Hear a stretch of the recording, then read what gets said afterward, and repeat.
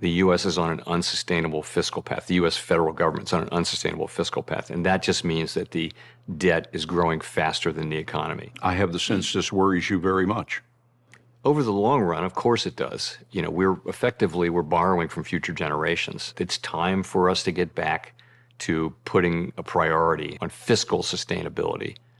I'm a fiscal hawk, but I am also a realist. And the way to think about this is every $300 billion is 1% of GDP. And as the clip that you just said, or you just showed, where I said we didn't get here in a year, we're not going to get out of it in a year, that we have to bring this down gradually, because we want to do two things. We want to cut and constrain spending, and we want to grow the economy.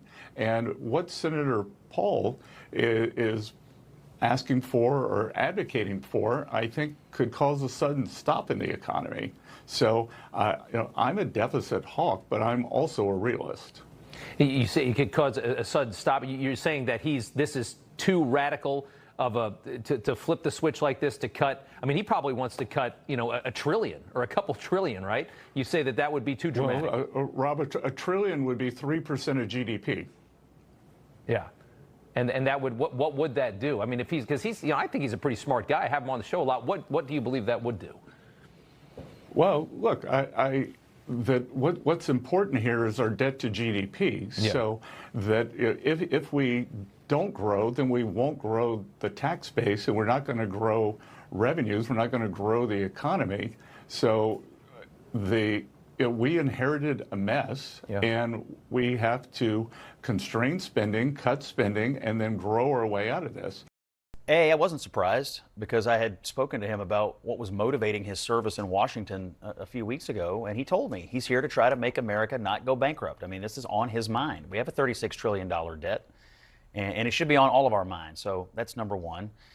Number two, I don't think that we're done with the bill yet. I mean, as you know, and as the reporting says, lots of changes are going to have to be made in the Senate to get it out of the Senate, and then those will have to be reconciled. The reconciliation will have to be reconciled with the House, and more changes still may come.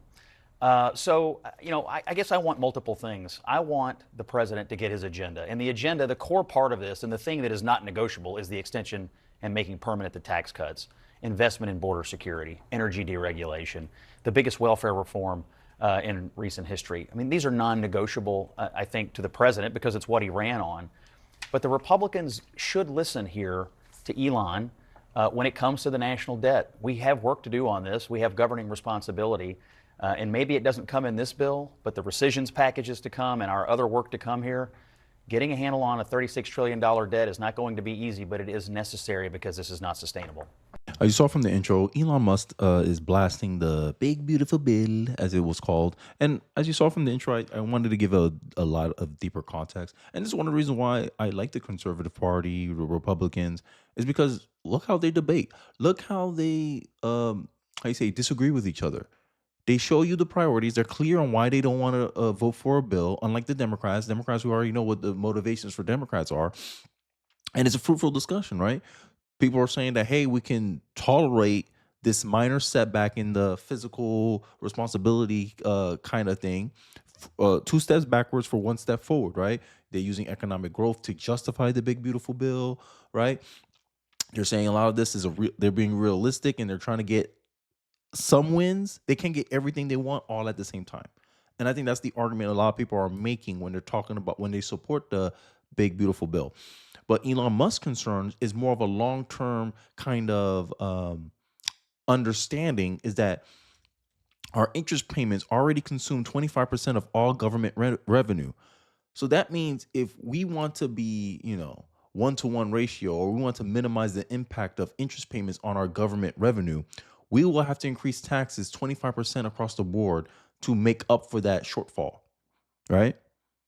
And this is the problem that I think a lot of voters have to start educating themselves. And this is why I'm more of the opinion of informing the voters, because at the end of the day, a lot of voters in this country, we have to admit it, feel entitled to certain benefits from the government. This is the reality. Because if we really wanted budget cuts, so the same people who are complaining about the spending packages and the way that this bill is constructed, currently. It's not finalized. Nothing's finalized. That's why I showed you that intro with a longer context, so you guys get the actual kind of situation of what's actually going on. It's still in the middle of negotiations. Yes, John Thune said that he was going to steam forward. He's still going to push this bill as is, but there's still room for negotiations and adjustments on this bill.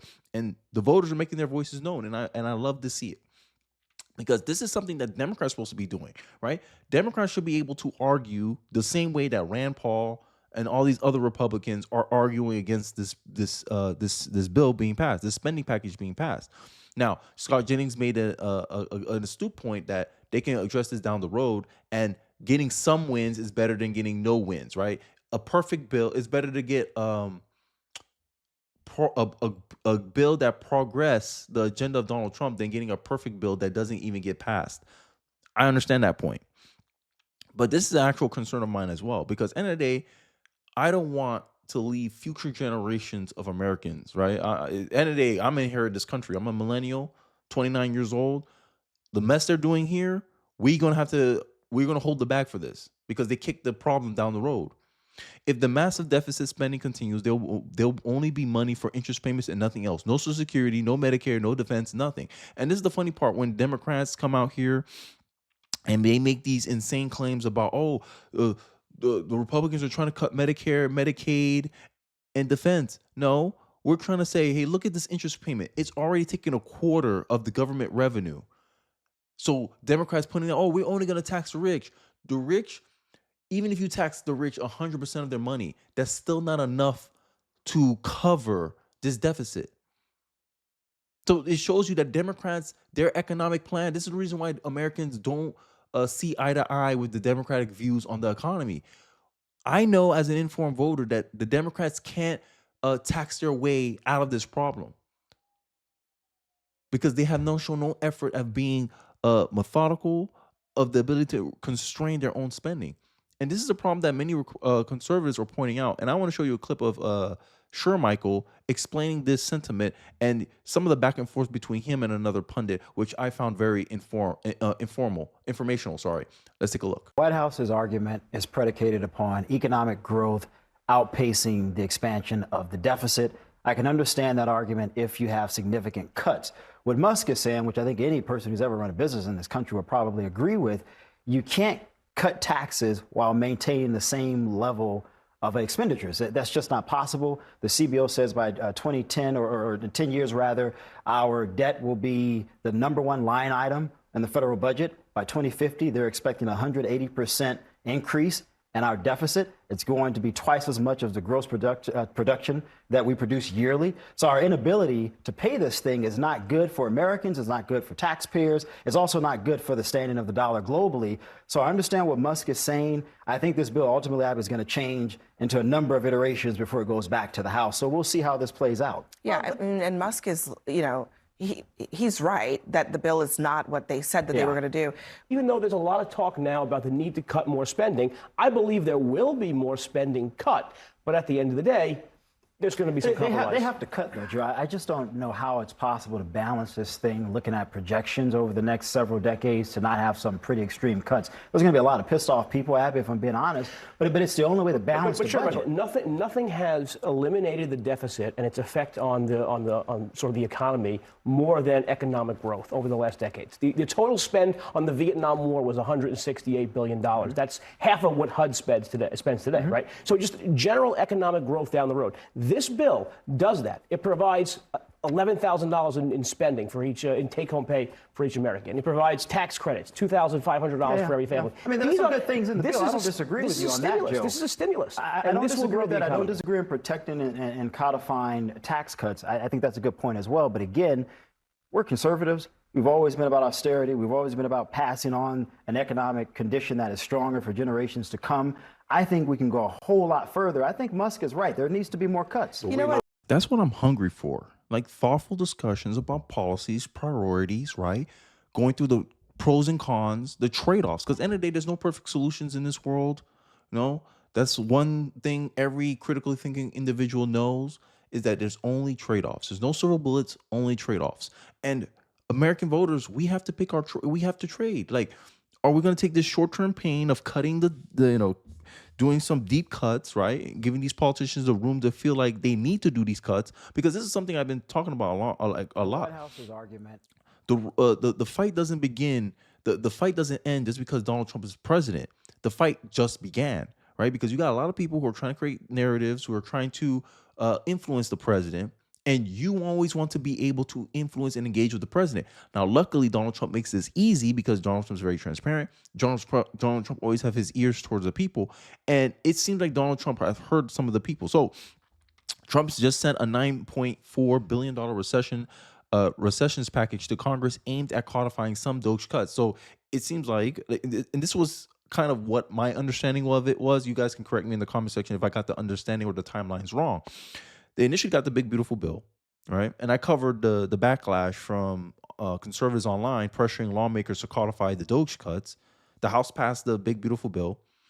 Trump then, after Elon Musk, Trump confirmed that he would push for some Doge cuts to be codified immediately. So he already sent that package for the House to work on as they're debating and deliberating over the big beautiful bill.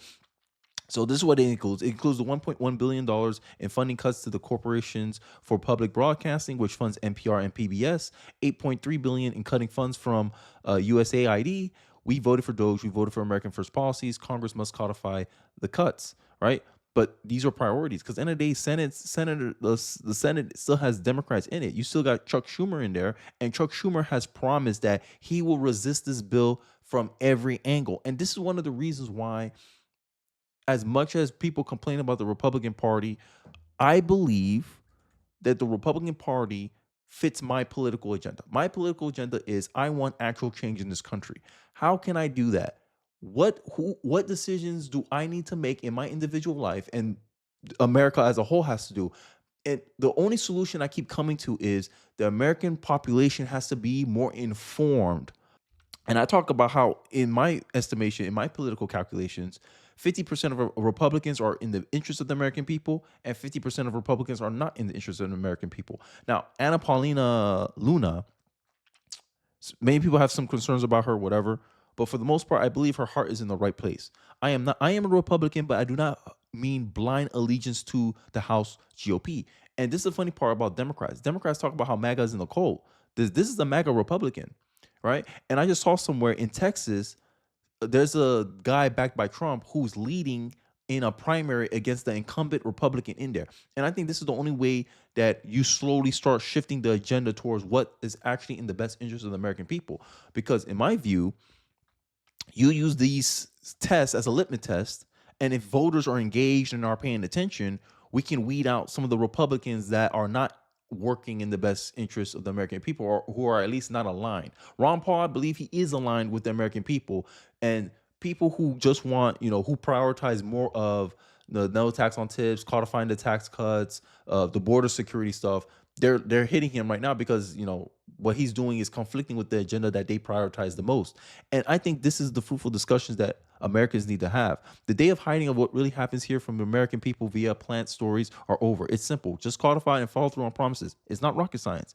You people tell me to stop posting on X. How about you start doing your job, right? And she's talking about to the other half of Republicans who don't want to, who wants to drag their feet. And right now, Democrats have a sizable minority where they can still interfere with the bill. So they can still do plausible deniability. And before I end off this video, I want to give the people who are pro this bill some spotlight here. And here's the story I was talking about. Breaking: Ken Paxton leads Senator John Cornyn in a Texas 2026 GOP primary by a whopping 22 percentage points. And I think in the future, and Elon Musk committed to this already, that he will primary any Republican that goes along with the spending bill, whatever. And in my head, I believe that American people should act as a PAC, right? I'm hearing corporations creating PACs. American voters should create PAC. Like, I don't know. This is just my thoughts. Maybe it's a revolutionary idea. Maybe it's not. But I want, how we have those crowdsourcing websites like GoFundMe and all this stuff. I wish there was like a similar kind of thing, but for the American populace, right? Where it's a super PAC that is crowdsourced solely by American voters. So that way we can push something that's more objective to what Americans actually want. Because I told you on this channel, I'm not Republican first. I'm sure as hell not Democrat first. I'm Democrat last. I'll be sure of that. I'm American first. Right. And whatever the agenda the American people want, because at the end of the day, I'm a populist. I believe that, hey, if you live in this country, your priorities should be considered. Now, regardless of how practical those things are, is another thing to be said. And this is some of the concerns I have as a parent. Between not quantifying the Doge cuts and issuing yet another bloated spending bill, it's clear that the career politicians or career congressmen are benefiting from waste and charging it against the future children of America. And this is the problem, right? This is some of the. I told you I'll give you the big beautiful bill later in the video, but I want to talk about some of the criticisms. Amazing thing happens when you actually cut government spending, and Argentina is used as almost a case study. Right, we can see that, hey, you can spur economic growth by cutting the government, right? And this is some of the things that I want to see in reality, right? I don't want to hear people's theories of how it's not going to work. I want to see, hey, let's see some action, right? And this is an inconvenient truth that even me, I don't like knowing about this, right? I'm sorry, but I can't stand it anymore. This massive, outrageous, pork-filled congressional spending bill is a disgusting abomination. Shame on those who vote for it. You know you did wrong. You know it. Neither party is acting in the physical interests of the United States of America. Now, part of me thinks is because America keeps going, like, voters keep being swayed by the immediate and not being more forward thinking, that Democrats are a part of that thing too, right? It doesn't matter who's in power if you give the Democrats, in my view, because I feel like the Democrats are the source of all evil at this point. If you give them substantial amount of power, Republicans are forced to make concessions to get some certain items passed through, and that's naturally going to increase the debt because Democrats aren't physically responsible. So if you have a party that wants to spend more money, like look at Kamala Harris's agenda, all she wanted to do was spend money. So you get a party like that with you only got a 3-seat, 4-seat majority against them. You don't think they're going to sit there and ask for concessions to get their vote or to get stuff passed? Because they always love when you hear bipartisanship is not a good thing. And this is the half measures that I keep talking about. But without further ado, I want to go into Stephen Miller's defense of Trump's big, beautiful bill. It's rooted in practicism, right? You saw a little bit of what Scott Betson said. The BBB is not an appropriations bill. It does not fund 99% percentage of the government. $0 for Department of Education, $0 for HUD, $0 for EPA, not a cent. BBB cuts taxes, deports the illegals, and reform welfare. We have never dreamed of a bill like this in 2017. This is some of the priorities that people want passed, right? Because these are more immediate and more effective for the American people. Cutting tax right now will help a lot of people right now. Deporting illegals will make a lot of the states safer. I saw somewhere that after Trump came in office, crime is down across the board throughout the entire country, right? Reforming welfare, that's going to give us some tax savings, but also it will rewrite the incentive structure where we're pushing people to actually be employable instead of living off the government, right? These are some, and I understand it. Like, and then there's no perfect solutions, only trade-offs, right? And this goes down to short-term thinking versus long-term thinking. In the short term, we need this. I'm sorry, I agree, we need this. But in the long term, this is a problem, right? I read somewhere that even in Europe, they're struggling with their economy right now. This is why Europe is so reliant on U.S. foreign aid. This is why Europe has to tariff the hell out of us, because their system is unsustainable if we don't go along with getting ripped off by them. And this is one of the reasons why Europeans get so angry at Donald Trump for saying, I don't want to give foreign aid to these people. I don't want to pay these. I want reciprocal tariffs, because their little utopian system of socialism, quasi-socialism, it can't sustain itself on its own. That's why they have unfair tariff deals, right? This is why they go to our politicians and say, oh, let us rip you off 50% tariffs and let us access to your economy. Help us out so our people can go 4 days work weeks and stuff. And this is some of the problems that I have noticed. And this is just personally how I think as an American voter. The border and the immigration are more important than the debt. This is what some people are. This is the priorities that I'm talking about, right? I don't think Republicans actually disagree with needing to cut spending. It's just the order in which these things happen. Hey, let's pass our agenda first. Yeah, we'll increase the deficit another $2 trillion, but over the long term, they're betting on economic growth to increase faster than their spending. And they're saying, hey, from this on, this is the only spending we're going to do. And later on, we'll start slowly cutting taxes as our revenue, as our economics grow. This is the bet that some people are making who are supporting the big, beautiful bill, right? Problem is, the people who support the tax cuts and saying, hey, we need to rein in the spending, we need to cut this deficit, is you can't rely on the economy. You don't know how much the economy is going to grow and not going to grow. Right? That's something you can't control. But the cuts, the spending, you can always control that. You can't control how much money you're going to make next year, but you can control how much money you spend right now. And that's the argument many people are making about the Doge cuts, about codifying it, about reining in the spending right now when you can, as at this moment, because you don't know in 2026, the American people can surprise you, give Democrats more power, and now you lose the ability to do anything. Right. And this is the kind of the calculations that many people are making. And I think it's a fruitful discussion. I think this is one of the reasons why I consider myself a right winger, is because on the left, you can't have conversation like this. They'll accuse you of being a racist, sexist, all this stuff. Oh, you don't care about people. But like I said, conservatives are based in pragmatism. In the medium term, getting the border and the immigration right will help with the debt. I get that Elon is frustrated, but Stephen Miller is right. We need the big, beautiful bill to pass. I've been hearing doom and gloom about the debt my entire life. Nothing ever happens on spending, yet no bankruptcy occurs. But when Biden opens the borders, it may like tangibly worse for millions of Americans. Eyes on the ball. This is an argument about prioritization. Honestly, this is not infighting. This is not about people. Oh my God, the rights are in a civil war. No, the right agree on both cases. The right just disagree on which we should do first. Right. And then we got other things that we have to worry about in the background. The most important thing in the world right now isn't tariffs or the BBB. It's the quickly escalating war between Ukraine and Russia. Most people aren't paying attention, but we're closer to nuclear war than we have ever been ever since this began in 2022. Pray for peace. Right. So we got all this stuff going on. And honestly, I don't know. Like it's hard call to make. It's a hard call to make. My estimation is that we should pass the big, beautiful bill, especially that I know that Trump already sent some of the tax cuts to the House to already start deliberating. He getting these people working. And still the big, beautiful bill is still being negotiated right now. Right. But it doesn't help that Schumer is out there doing his damnedest to get in the way of these negotiations. So, we'll wait and see. But end of the day, we're in the process of negotiation. Hopefully, this is a lot better than what we initially got right now, right?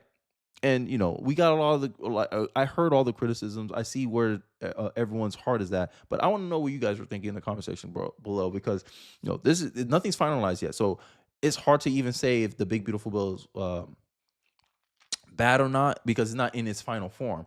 But I do understand some of the debates, both sides. I understand. Like I've been talking about the deficit for a while. Yes, I understand both parties participating, but I also think it's because of the fact that since voters in general don't have like a long-term plan about how they vote and what things they actually want to prioritize, that it always creates this game of we're always trying to chase two rabbits.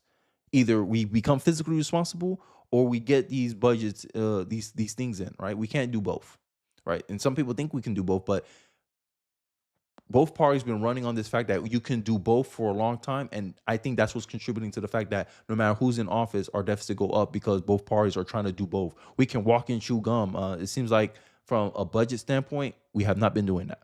But I digress. Let me know your thoughts in the comment section below. I'll be interested to hear your comments, your perspectives. Don't forget to like, comment, subscribe. Please share this video if you feel so inclined. It really does help me out in the algorithm. And I'll catch you guys on the next one. Peace.